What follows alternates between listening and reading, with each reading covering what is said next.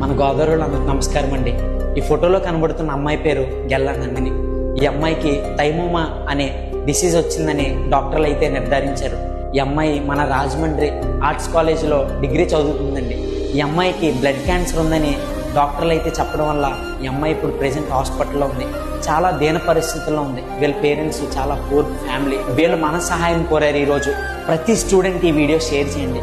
ఎందుకంటే మన కాలేజీలో ఎవరికైనా మన ఫ్రెండ్స్కి జరిగినప్పుడు మనం ఎలా బాధపడతామో ఒకసారి ఆలోచించండి. మన చెల్లి మన అక్కకి ఇలాంటి పరిస్థితి వస్తే మనం ఏం చేస్తాం అనేది ఒక్కసారి ఆలోచించి దయచేసి గెల్లా నందిని అనే అమ్మాయికి ఆ బ్లడ్ క్యాన్సర్ నుండి చికిత్స పొందేటట్లు మీరు అందరూ సహాయం చేస్తారని కోరుకుంటున్నాను. డాక్టర్లు 5 నుండి 6 లక్షల వరకు ఖర్చు అవుతుందని వాళ్ళైతే చెప్పడం వల్ల వీళ్ళు ఎక్కడి నుంచి డబ్బులు తీసుకురావాలో వాళ్ళకి అర్థం కావట్లేదు.